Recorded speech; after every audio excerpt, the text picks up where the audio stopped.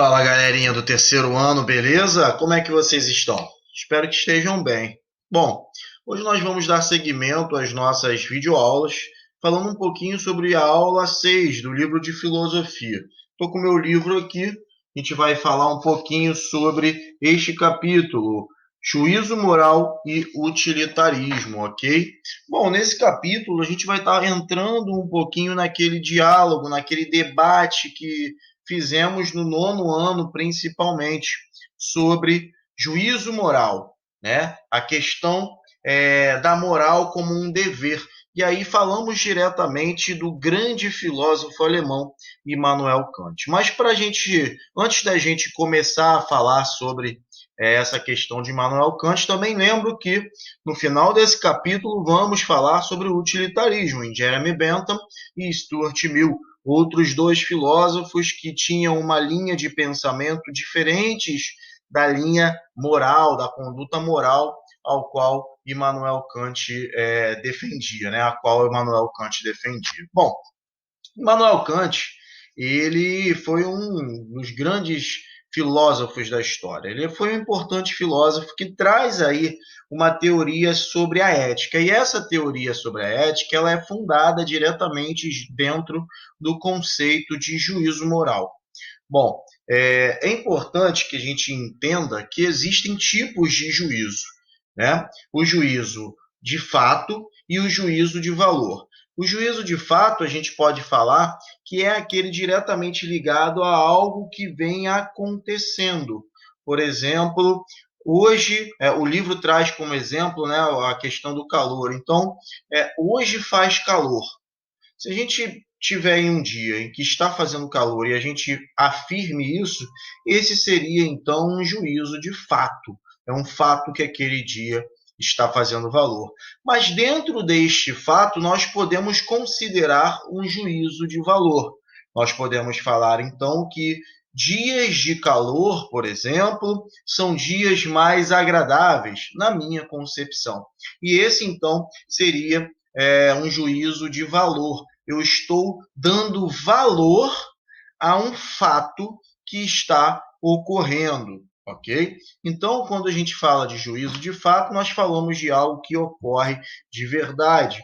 E quando nós estamos falando de juízo de valor, nós estamos aí valorando aquilo que de fato ocorre, ok? Dando o nosso valor, dando a nossa ideia de valor àquele fato. Já Immanuel Kant, ele faz um juízo moral, ele cria uma concepção em cima, a sua teoria em cima de uma reflexão do juízo moral, que nada mais é do que um juízo de valor como norma, um juízo de valor normativo, né? Quando o julgamento daquela norma, ela afirma aquilo como algo que deve ser um dever, tá? Que é um dever do ser humano. Então, quando a gente fala aí que um juízo, que algo é um juízo moral, nós estamos falando que estamos dando um juízo dentro daquela norma, um valor, né, normativo. Ou seja, aquele juízo moral, ela é uma norma para a sociedade, ok? É um valor que vive como uma norma, é um dever do ser humano agir daquela forma. E dentro dessa concepção, então, Immanuel Kant, né, ele diz que o ser humano ele tem a possibilidade de fazer algumas escolhas. Mas essas escolhas, elas devem estar ligadas diretamente ao nosso dever. E para ele, o dever do ser humano é sempre agir com ética, é sempre agir com moral. Não importa a situação, e aí vocês vão relembrar quando a gente falou disso, né? Não importa o momento, não importa a situação. O ser humano ele deve sempre agir dentro de um valor moral, daquele valor ao qual a sociedade onde ele está inserido coloca como sendo o melhor, né? Como a norma. Mas, para além disso, ele se utiliza de um termo que é chamado de imperativo categórico. Por que ele usa esse termo? Né? Por que ele elabora, então, a teoria do imperativo categórico? Primeiro, Immanuel Kant ele se pergunta, Nós devemos, então, usar da ética, agir com ética e com moral em todas as situações? Sim, devemos. Então, não há uma hipótese ao qual nós tenhamos que não seguir a moral e não seguir a ética. Então, isso é categórico. E por que é categórico? Porque não é hipotético. Não há hipótese, em hipótese alguma, podemos agir sem ética e sem moral. Sendo assim, também é uma imposição do nosso dever. Quando nós agimos dentro do nosso dever, ou seja, do dever moral, do dever ético, nós estamos agindo com liberdade, nós estamos chegando ao máximo da nossa liberdade, porque só com a nossa ação dentro do dever é que nós podemos atingir a autonomia. E quando falamos de autonomia em Immanuel Kant, não estamos falando de autonomia junto a uma questão de idade, né? A saída da menoridade é que ele coloca isso, porém não é ligada à idade da pessoa. A saída da menoridade, a ida para a maioridade, ela está muito mais ligada ao ponto de ser um ser responsável pelos seus próprios atos, ou seja, um ser autônomo, do que com a idade ao qual a pessoa se encontra. Existem pessoas com 40 anos de idade que não têm autonomia. Existem pessoas com 40 anos de idade que não saíram da sua menoridade. Então, quando a gente fala de menoridade e maioridade na concepção kantiana, nós estamos falando de uma maioridade, uma menoridade da razão, ok? Ligado diretamente ao sentimento de autonomia. A autonomia é quando uma pessoa ela se dá as próprias regras. Então, autônomo é aquela pessoa que consegue desenvolver as suas responsabilidades, fazer as suas escolhas, ter a sua própria conduta dentro daquele dever ao qual ela tem, que é de viver dentro da moral, dentro da ética, ok? Tudo isso para Immanuel Kant está ligado. Todas essas questões. Então, o ser humano, ele sai da menoridade, ele está aqui na menoridade, ele não tem autonomia. A partir do momento em que ele começa a sentir, a desenvolver, a ver que o dever dele é sempre agir dentro dentro do dever, né, dentro dos valores éticos e morais, ele começa a atingir uma maioridade, a ter uma autonomia, a poder dar responsabilidades a si mesmo, a poder agir dentro daquilo que ele acha melhor. E agir dentro do que ele acha melhor é agir dentro do dever. E aí é a máxima questão da nossa liberdade para Immanuel Kant. Sendo assim, ele fala da teoria do imperativo categórico, como eu falei. Categórico porque não é hipotético, não depende da circunstância. E imperativo porque é uma obrigação, vem de imperar, né? Imperativo, então, por uma obrigação do ser humano. É uma obrigação do ser humano, ou seja, é imperativo e categórico, ou seja, é uma obrigação agir sempre, em todas as oportunidades, em todas as circunstâncias, dentro da ética e dentro da moral. Então, não tem exceção. Não existem exceções para se agir fora da circunstância moral. Ok? Para isso também, para exemplificar e para deixar muito claro como nós devemos pensar antes de agir para podermos ter autonomia, o Immanuel Kant ele cria três máximas, tá? Morais, tendo como referência o imperativo categórico. Eu vou ler essas três máximas que se encontram na página 22 do livro de vocês. A primeira máxima é: age como se a máxima da tua ação devesse ser erigida por tua vontade em lei universal da natureza. Trata-se aí, então, de uma universalidade da conduta ética baseada na lei natural. Para Immanuel Kant, nós, antes de agirmos, temos que pensar se o nosso dever, a nossa lei moral, né? Nosso dever está ligado sempre à lei moral, está aí servindo para todas as pessoas que estão nesse universo. Sim, então beleza, então eu posso agir. Não, então não posso agir dessa forma. Essa é uma primeira máxima. A segunda máxima é: age de tal maneira que trates a humanidade, tanto na tua pessoa como na pessoa de outrem, sempre como um fim e nunca como um meio. Kant afirma aí a dignidade humana e condena o uso do outro como instrumento. Ou seja, aquela velha máxima maquiavélica de os fins justificam os meios, para Immanuel Kant tem que ser jogada no lixo. Nós não devemos usar o outro, nós não devemos passar por cima de uma outra pessoa para conseguir objetivos particulares, ok? E, por fim, uma terceira máxima: age como se a máxima de tua ação devesse servir de lei universal para todos os seres racionais. O filósofo, então, ele afirma a autonomia do ser humano. Nós devemos agir sempre pensando que, se o que eu faço é bom para mim, também deve ser bom para as outras pessoas. As outras pessoas também podem fazer isso. Então, vamos dar como exemplo uma situação que pode acontecer. Nós estamos no nosso carro e estamos dirigindo, por acaso vocês já dirigem, né? Vamos supor isso. E nós estamos em uma via com trânsito. Estamos aqui no verão da região dos lagos, Iguaba lotado de gente ali naquela orla e vocês estão com uma pressa danada para ir para Cabo Frio. Mas está um trânsito muito grande.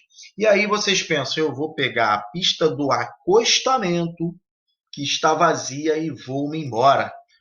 Não me importa se isso é contra ou a favor da lei. E aí Immanuel Kant vai surgir na sua cabeça e vai fazer você pensar: mas olha, essa lei que você está criando de passar pelo acostamento é uma lei que vai servir para todo mundo? Se servir para todo mundo, beleza. Se não, você não deve não deve agir assim. Então, se você pegar a pista da direita, você tem que pensar antes: todas as pessoas também têm que pegar a pista da direita, também podem pegar a pista da direita. Isso não vai ser um problema. Mas se isso acontecer, o trânsito vai continuar. Então, para Immanuel Kant, ele vai falar: não faça. Você estará agindo sem cumprir o seu dever, fora da moral, fora da ética. Então, você não vai estar mostrando que você é um ser sem autonomia, menor, dentro de uma menoridade, ok?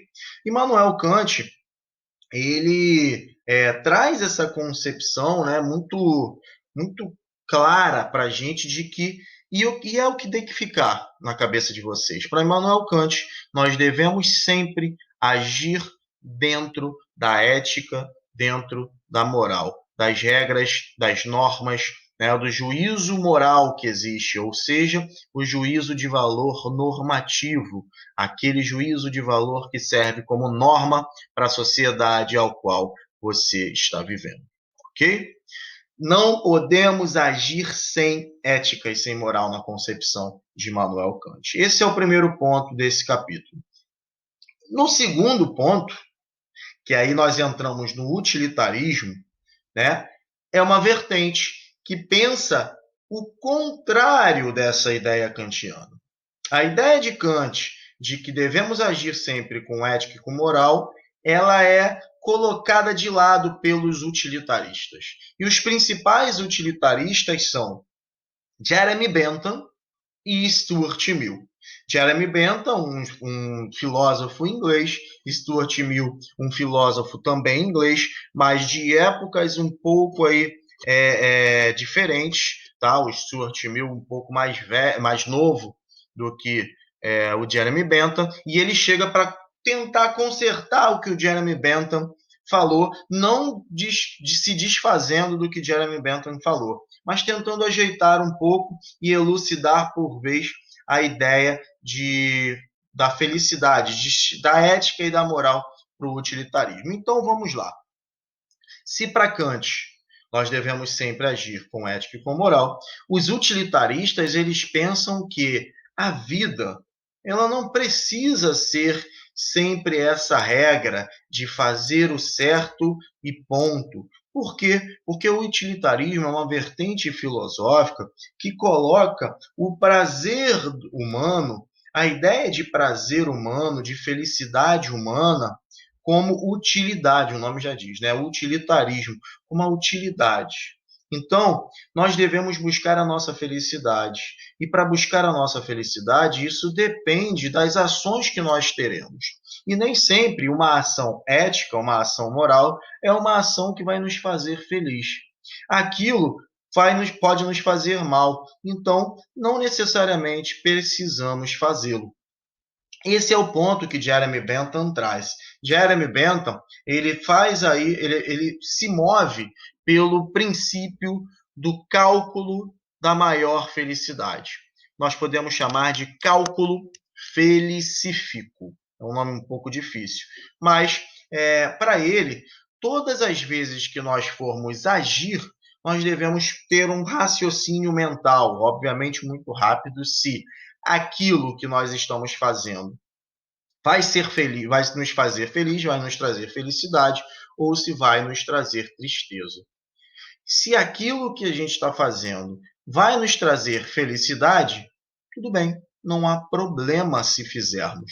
Obviamente que nós devemos calcular os efeitos da ação. Aquilo vai me trazer felicidade nesse momento, mas depois vai me trazer uma tristeza maior do que a felicidade que está me trazendo agora, então é melhor eu não fazer. É uma análise que o ser humano tem que fazer dentro desse cálculo da felicidade. É um cálculo mental, tá, gente? Um cálculo da sua vontade, do seu desejo. Se aquilo vai te fazer mais bem ou mais mal. Dá para entender? Nesse sentido, então, se eu penso que estou, no mesmo exemplo que eu dei de Immanuel Kant, estou numa pista num trânsito, e aí eu pego a pista da direita e dane-se, não tem problema, vamos e vamos, que eu não me importo com quem está no trânsito, eu quero chegar logo na praia em Cabo Frio. E aí eu penso, isso está me fazendo feliz. E quando eu chegar na praia, eu vou ficar mais feliz ainda. Então, não estou nem aí. Jeremy Bentham ia falar, show de bola. Isso está fazendo mal a alguma pessoa dali? Em relação a algum grande problema? Não? Então vai, seja feliz. Esse é o cálculo da felicidade que Jeremy Bentham, que o utilitarismo, né, de Jeremy Bentham traz. Porém, esse cálculo ele é muito abrangente, ele fica muito largado. E aí é que entra Stuart Mill. Stuart Mill fala, Jeremy Bentham, você está certo. Nós devemos mesmo agir com ética ou com moral, dependendo da circunstância, se aquilo faz bem ou mal a gente. Não necessariamente nós precisamos agir como Kant falava, sempre dentro dessa conduta ética e moral. Porém, nós temos que pensar muito mais do que simplesmente você colocou. Existem prazeres que devem ser colocados como prazeres maiores do que outros. Como assim, professor? O Stuart Mill fala, porque se nós formos pegar ao pé da letra o que Bentham fala, se eu quiser então matar uma pessoa porque aquilo me faz bem, porque aquilo me deixa feliz, eu não vou então estar fazendo um bem para uma outra pessoa. Eu não vou estar tendo uma plenitude na minha felicidade, porque na concepção de Stuart Mill existem felicidades, prazeres que devem ser considerados maiores do que outros. E além disso, nós também devemos levar em consideração a felicidade da outra pessoa ou das outras pessoas. Sendo assim, Stuart Mill refaz o cálculo da felicidade de Jeremy Bentham, colocando uma possibilidade maior de se pensar no outro e de se pensar também qual felicidade nos vale a pena. Uma felicidade simples, momentânea, ou um prazer prolongado, um prazer da vida. E é esse o grande ponto. Para Stuart Mill, nós devemos fazer essa comparação. Existem prazeres superiores e prazeres inferiores. Para termos os prazeres superiores que estão ligados à questão moral e intelectual, aí beleza, eles estão aí diretamente ligados aos prazeres sensíveis. Nós podemos fazer. Senão, não há necessidade e isso pode fazer também mal a outras pessoas, ok? Bom, galera, o capítulo 6 fala exatamente sobre essas duas concepções. Recapitulando rapidamente, Immanuel Kant tem a sua ideia muito clara de que precisamos agir sempre, em todos os momentos, com ética e com moral, agindo dentro de 3 máximas, né? Agindo sempre dentro deste imperativo categórico, não querendo sair da moral, ok? Já para os utilitaristas Jeremy Bentham e Stuart Mill, nós podemos sim agir, às vezes, fora dessa questão moral. Não necessariamente sempre temos que agir dentro da moralidade. Por quê? Porque devemos fazer um cálculo da felicidade. Às vezes, um cálculo particular da felicidade. Às vezes, aquilo que estamos fazendo dentro da moral, dentro da ética, não vai atacar uma outra pessoa ou outras pessoas e vai me fazer muito bem, vai me fazer feliz. Então, por que não fazê-lo se aquilo vai me trazer prazer, ok? Pensa, né, que não devemos fazer nunca nada fora da ética e da moral, e os outros pensam que, dependendo da circunstância, podemos sim agir fora da ética e da moral, ok? Galera, espero que vocês tenham compreendido. Façam os exercícios do capítulo 6, tirem as suas dúvidas, mandem mensagem e podem aí estar sempre em diálogo comigo, me perguntando, para a gente ter um entendimento melhor sobre todas as questões que estamos trabalhando. Um grande beijo, grande abraço a todos e todas, tudo de bom e até mais. Tchau, tchau.